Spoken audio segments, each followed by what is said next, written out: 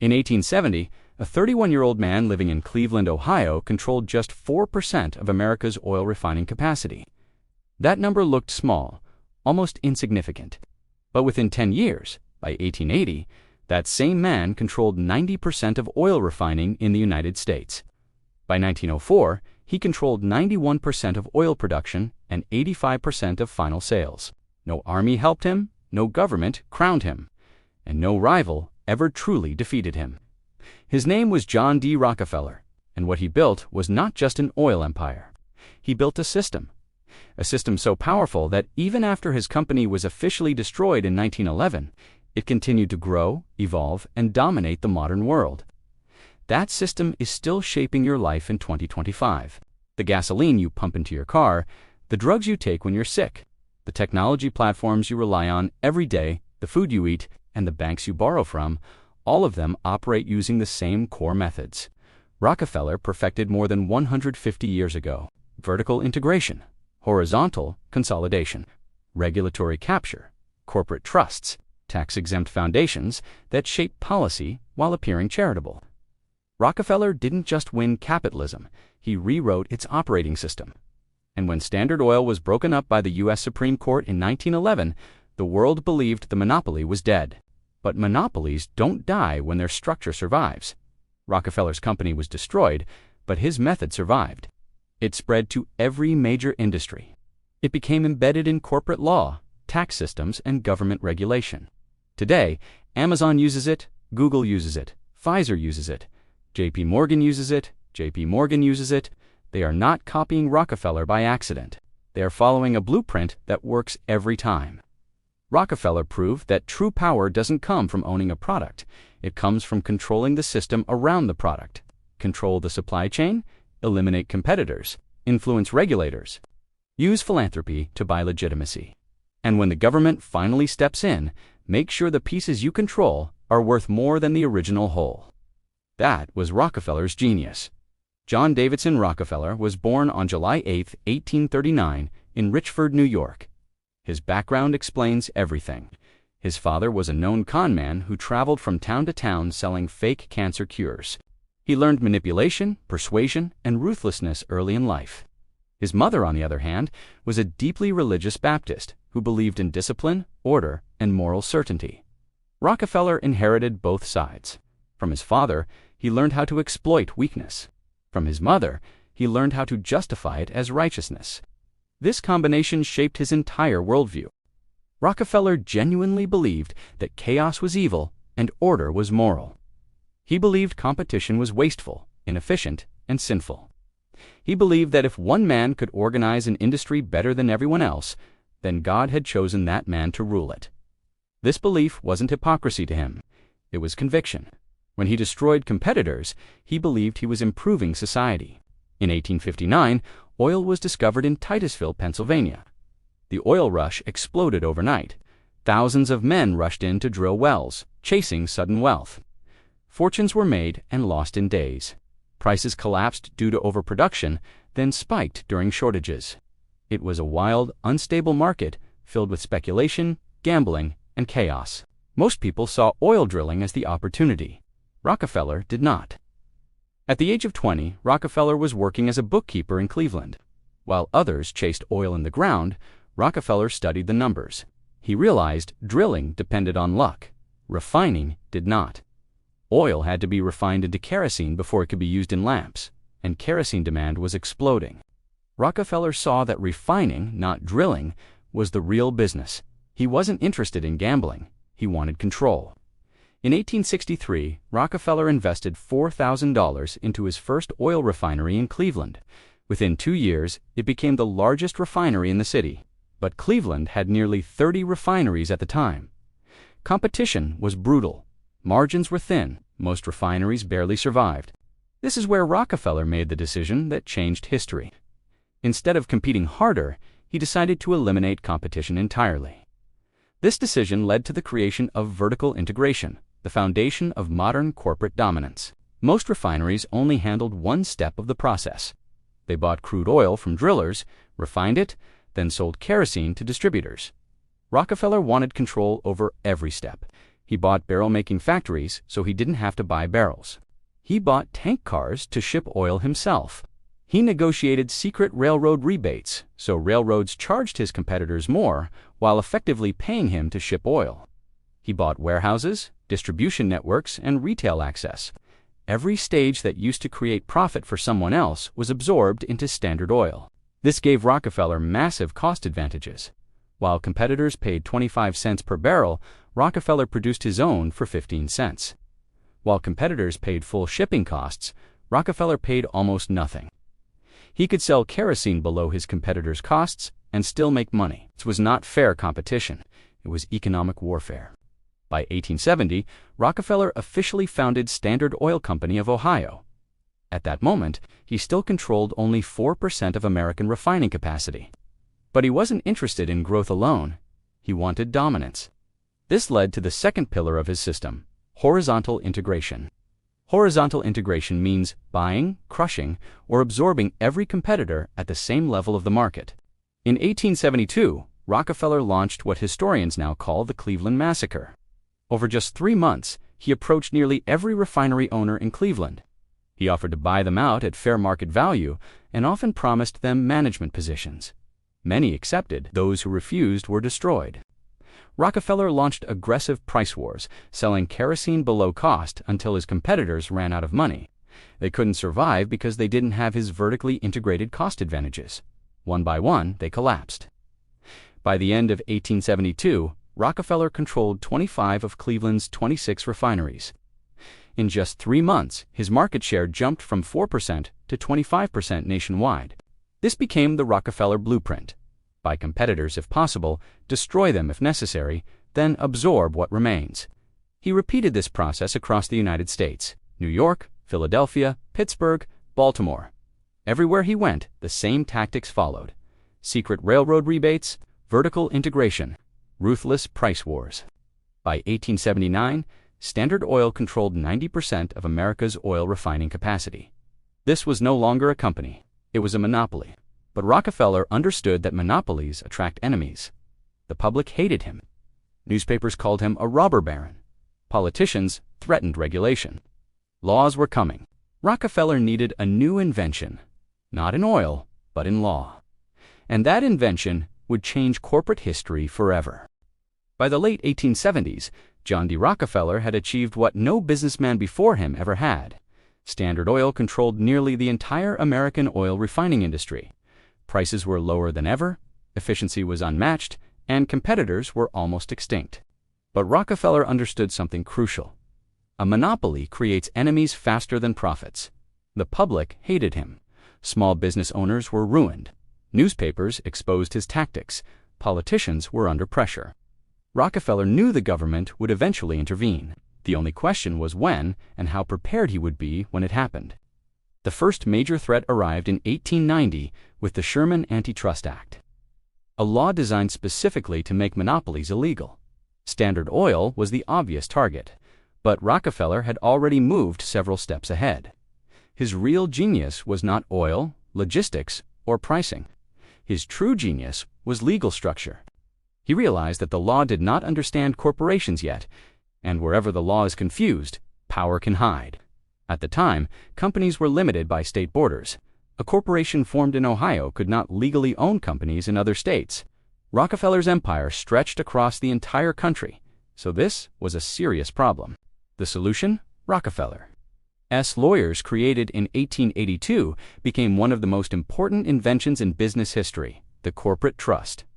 The Standard Oil Trust worked like this. Instead of one company owning others directly, shareholders transferred their stock into a trust. That trust was controlled by a small group of trustees, Rockefeller and his closest associates. The trust itself did not produce oil, refine oil, or sell oil. It simply owned the companies that did. 41 shareholders controlled the entire system. On paper, the companies were separate. In reality, they were all controlled from one room. This structure allowed Rockefeller to control a nationwide monopoly while technically obeying state laws. But more importantly, it created a new corporate entity that regulators did not yet understand. The trust wasn't illegal because the law had never imagined something like it. This loophole became the foundation of modern corporate power. Every major monopoly copied Rockefeller's trust model. The sugar trust, the tobacco trust, the steel trust, all followed the same structure.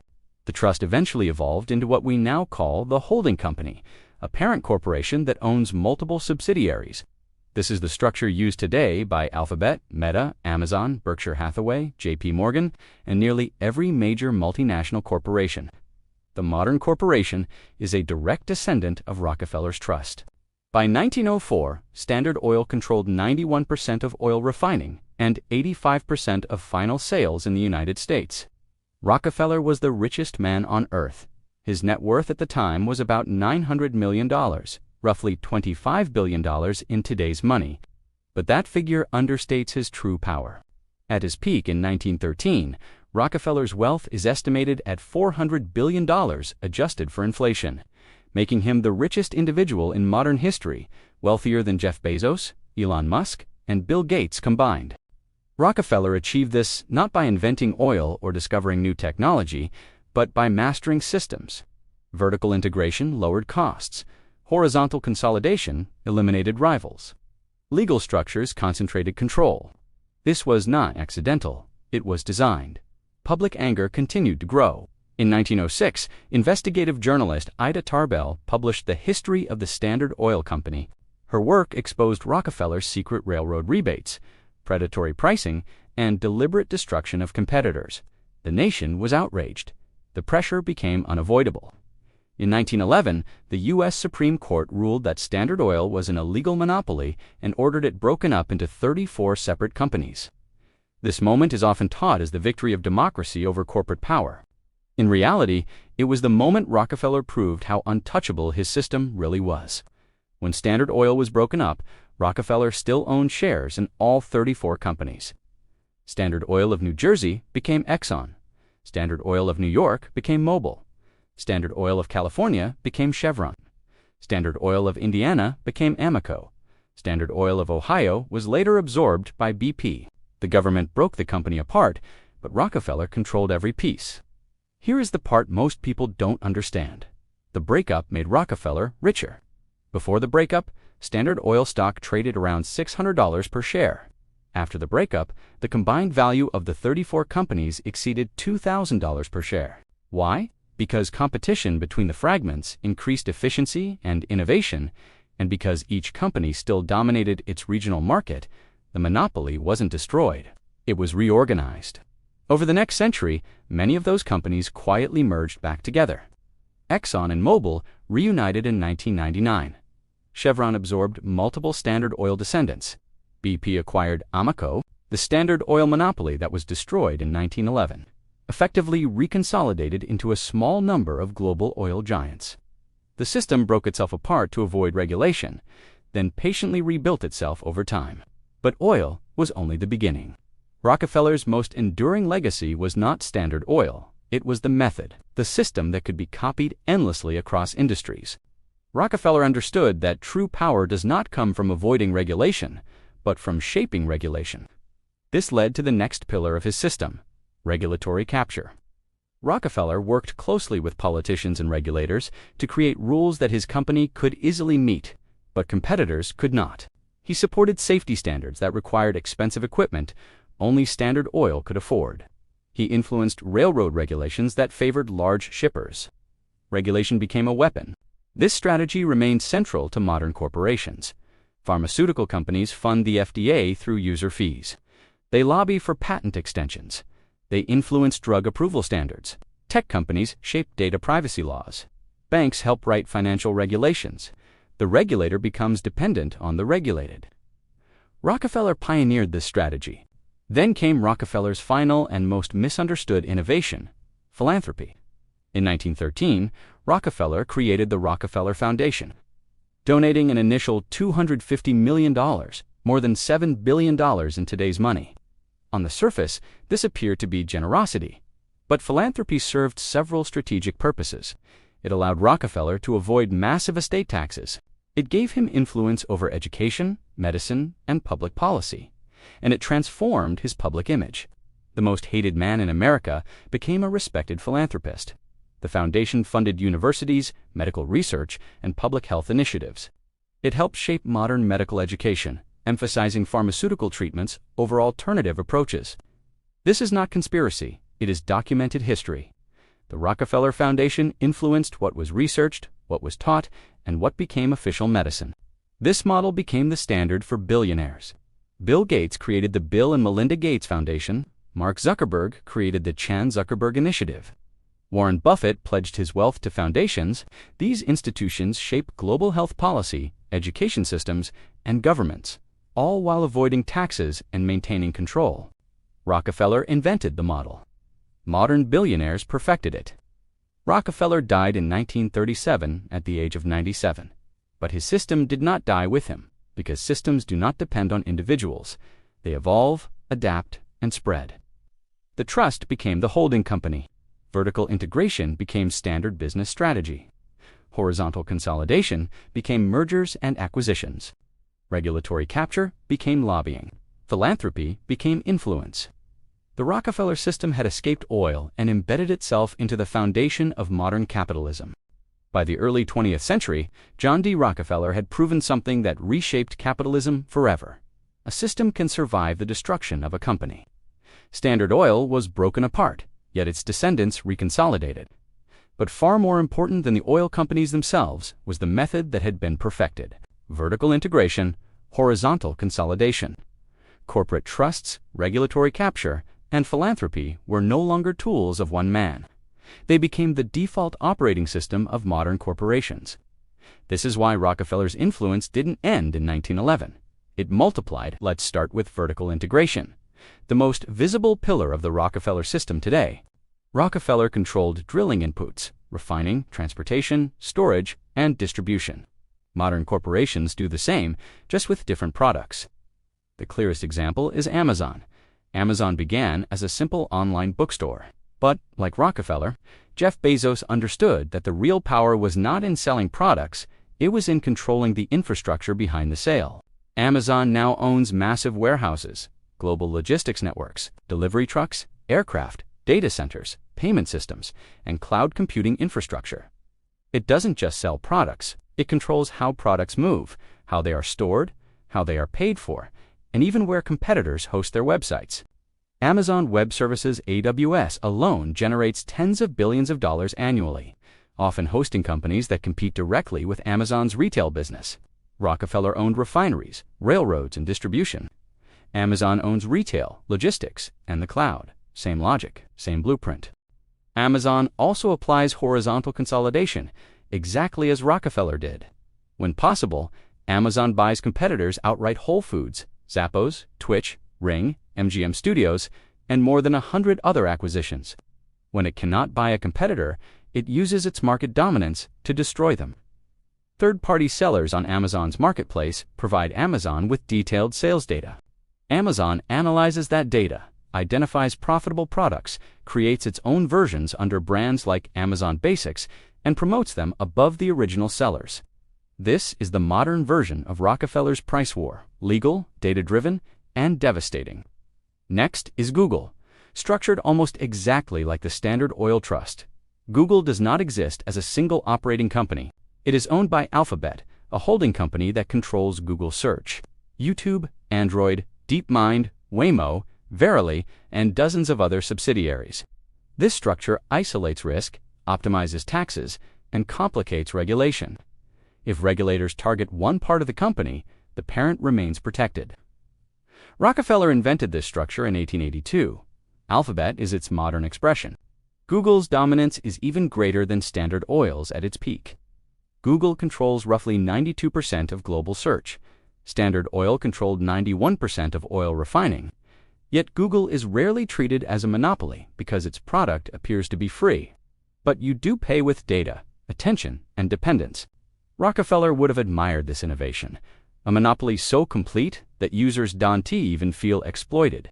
Meta follows the same horizontal consolidation strategy. Facebook acquired Instagram and WhatsApp, eliminating competition rather than facing it. Users believe they have multiple choices, but all roads lead back to the same corporate owner. This illusion of choice is central to the Rockefeller system. You are not choosing between competitors.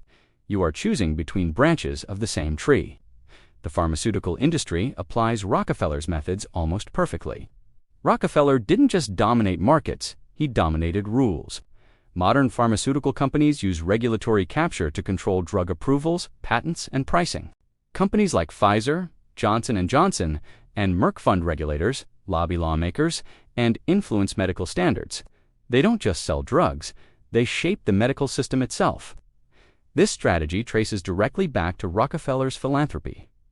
The Rockefeller Foundation played a major role in shaping modern medical education in the United States.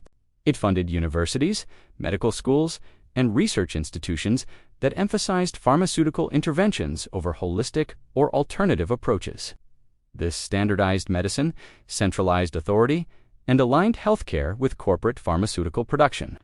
The system that governs modern healthcare did not emerge naturally. It was engineered. The financial sector also follows Rockefeller's blueprint.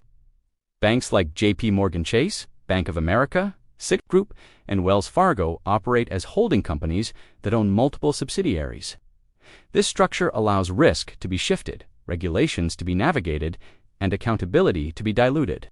After the 2008 financial crisis, laws like Dodd-Frank attempted to regulate banks, but the holding company structure made enforcement extremely difficult. Regulators struggled with the same problem lawmakers faced in 1911. Which entity do you actually regulate? Rockefeller solved this problem a century earlier. And then there is philanthropy, the most misunderstood pillar of the system. Rockefeller used philanthropy to avoid estate taxes, influence policy, and reshape his public image. Modern billionaires do the same. The Gates Foundation influences global health policy. The Chan Zuckerberg Initiative funds education and social programs. These institutions operate beyond democratic accountability while shaping public outcomes. Charity becomes power. Rockefeller pioneered this strategy, and it remains one of the most effective tools for long-term influence. The Rockefeller family itself never disappeared. David Rockefeller, John D.'s grandson, became chairman of Chase Manhattan Bank and a central figure in global finance for decades. The family's wealth is spread across hundreds of trusts and foundations. The Rockefeller Brothers Fund, the Rockefeller Family Fund, and others quietly influencing policy, research, and economics, more than a century after Standard Oil was founded. What makes the Rockefeller system so powerful is that it is self-perpetuating. You cannot opt out. You buy gasoline from companies descended from Standard Oil. You shop on platforms using Rockefeller's vertical integration model. You search information through monopolies structured like Rockefeller trusts. You receive healthcare shaped by Rockefeller-funded institutions. You bank through holding companies designed using Rockefeller's legal innovations. The system is invisible because it feels normal. And that is its greatest strength. The most important thing to understand about the Rockefeller system is this.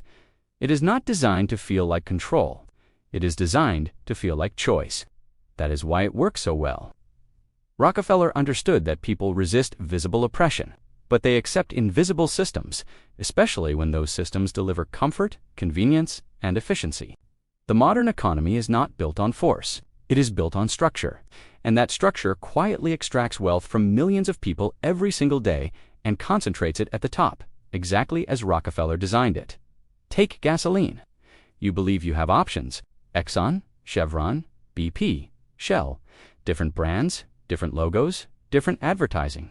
But in reality, these companies form a tightly coordinated oligopoly, many of them direct descendants of Standard Oil or companies using the same methods. Prices rise and fall together. Competition is limited. You are not choosing between rivals. You are selecting between branches of the same system. Rockefeller understood this long ago. He knew that once competition is eliminated, pricing power becomes permanent. The same illusion exists in retail. You believe you can choose where to shop: Amazon, Walmart, Target.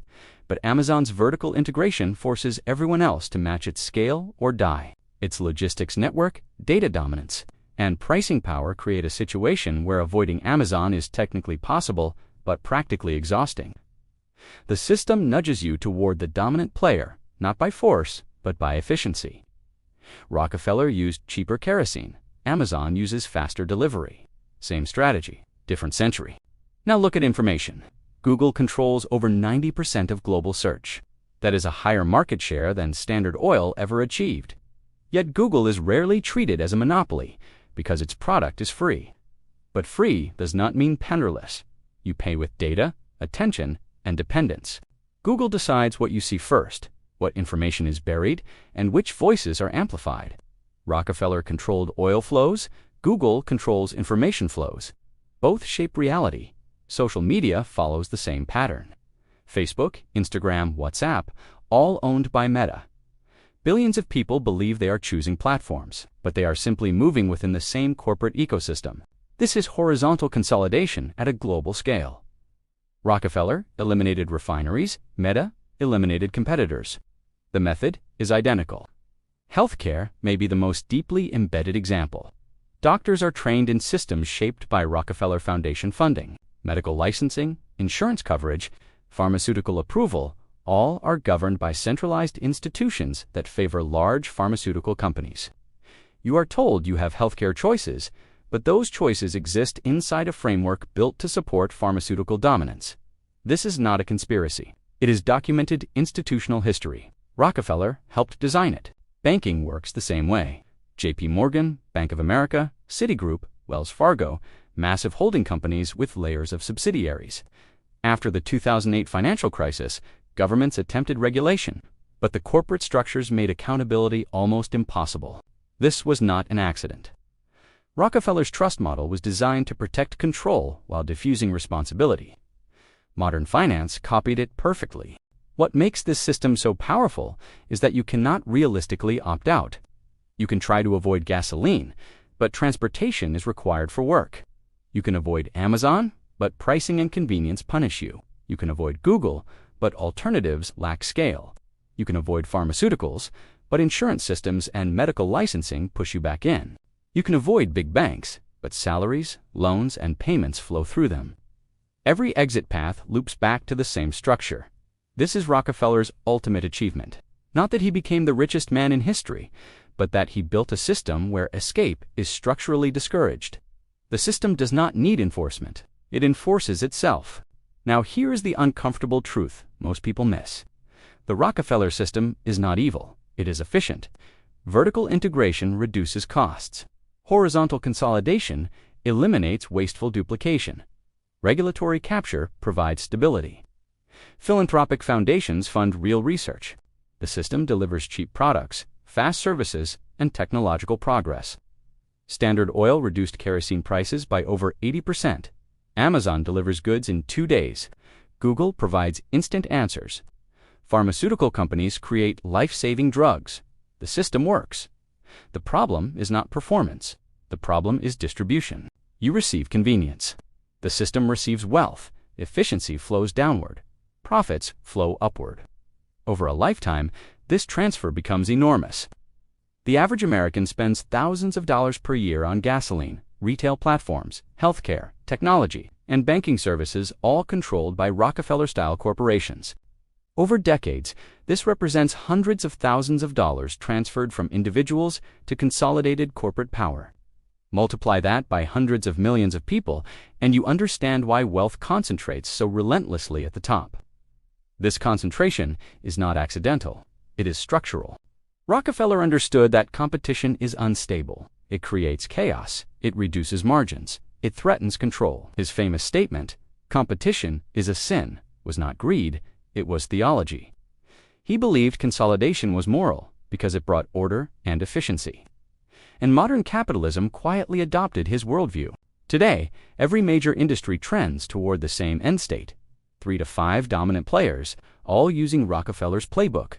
Oil, technology, banking, pharmaceuticals, media, retail. The names change. The structure remains, and the consolidation continues. Every year, fewer companies control more market share. Barriers to entry rise. Regulation favors incumbents. Small competitors are acquired or destroyed. The system tightens. So what do? You have 3 options. First, accept it. Use the efficiencies. Enjoy the convenience. Understand that wealth will concentrate. Second, resist it. Support antitrust laws, buy from small businesses. Use alternatives even when they are worse. Make the system less efficient in exchange for fairness. Third, understand it, and position yourself accordingly. If wealth is extracted from consumers and concentrated into dominant corporations, then ownership matters. Rockefeller owned the system, while others paid into it. This is not moral advice. This is pattern recognition. Rockefeller built a system that has concentrated wealth for over 150 years. It survived regulation, public outrage, technological change, and generational shifts. It is embedded in corporate law, tax codes, and regulatory frameworks. Fighting it is noble. Escaping it is unrealistic. Understanding it is essential. And that brings us to the final part. John D. Rockefeller died in 1937 at the age of 97. By the time he passed, Standard Oil had already been broken up, reconsolidated, and reborn in new forms. His foundation had reshaped American medicine and education. His grandchildren were positioned at the top of global finance and industry. And most importantly, the system he designed no longer needed him. That was Rockefeller's greatest achievement. He did not build a company that depended on his genius. He built a structure that could survive any individual, any regulation, and any generation. Other robber barons failed to do this. Andrew Carnegie built steel mills. When he retired, U.S. Steel continued, but his personal control ended. Vanderbilt built railroads. When he died, the railroads fragmented. J.P. Morgan built financial empires, but after his death, power dispersed among partners. Rockefeller was different because he didn't build things, he built systems, and systems don't die, they evolve. Standard Oil was officially destroyed in 1911, but vertical integration spread to every industry. The trust evolved into the modern holding company. Horizontal consolidation became mergers and acquisitions. Regulatory capture became professional lobbying. Philanthropy became tax-exempt foundations that shaped policy while appearing charitable. Every component of Rockefeller's system was copied, refined, legalized, and embedded into modern capitalism. That is why Rockefeller still matters today. You wake up inside his system. You drive using gasoline produced by companies descended from Standard Oil. You shop through logistics networks built on Rockefeller's vertical integration model. You search for information using monopolies structured like his trust. You receive healthcare shaped by institutions funded by his foundation. You bank through holding companies built on his legal innovations. Your taxes support regulatory frameworks influenced by corporate lobbying, exactly as Rockefeller pioneered. The system does not announce itself. It doesn't need to. It is invisible because it is normalized. The greatest illusion the Rockefeller system creates is the illusion of freedom of choice. You believe you are choosing products, platforms, services, and providers. In reality, you are choosing between different expressions of the same structure: Exxon or Chevron, Amazon or Walmart, Google or nothing, Facebook or Instagram. Different doors, same building. This is not oppression, it is efficiency. And that is why it endures. Rockefeller understood something most people never do. Markets naturally move toward consolidation. Efficiency eliminates competitors. Scale creates advantage. Regulation protects incumbents. Monopoly is not an accident of capitalism. It is the endpoint of efficient capitalism. Rockefeller simply accelerated the process and built tools to make it permanent. His most controversial belief, competition is a sin, was not a throwaway quote. It was a worldview. Competition duplicates effort. It wastes capital. It creates chaos. Consolidation creates order. Rockefeller believed that if one organization could deliver a product cheaper, faster, and more reliably than all others, then it had a moral right to dominate. And history proved him correct, economically, if not ethically. The system delivers real value: cheap energy, fast shipping, instant information, advanced medicine, global finance. Life today is more convenient than at any point in history because of Rockefeller-style efficiency. That cannot be denied, but the cost is concentration. Wealth does not flow evenly through this system. It flows upward. Always upward. Consumers receive convenience. Corporations receive control. Shareholders receive compounding returns.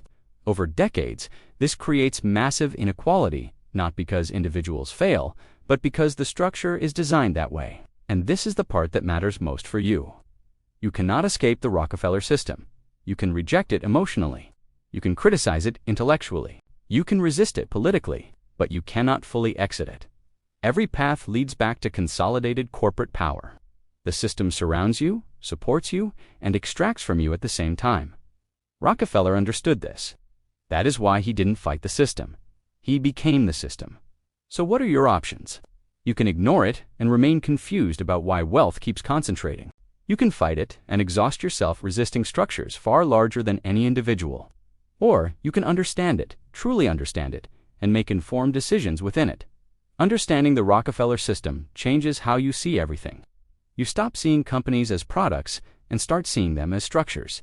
You stop seeing competition as real and start recognizing controlled markets.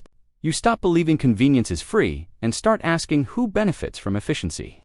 You stop blaming individuals for inequality and start seeing how systems produce outcomes. This awareness does not make you powerful, but it makes you less blind. Rockefeller did not win because he was lucky. He won because he understood systems better than anyone else in history. And those systems are still operating today, silently, efficiently, and relentlessly. Standard Oil is gone, but Rockefeller's method is eternal. Vertical integration, horizontal consolidation, corporate trusts and holding companies, regulatory capture, philanthropic influence. This is the architecture of the modern world, and you live inside it every single day. If this documentary helped you see the system behind the headlines, if you now recognize Rockefeller's blueprint in the companies that shape your life, then subscribe to this channel, because understanding the system is not academic, it is survival. You cannot escape the Rockefeller system, but once you see it, it no longer controls you invisibly. You are not free from the system, but you are no longer blind to it, and that changes everything.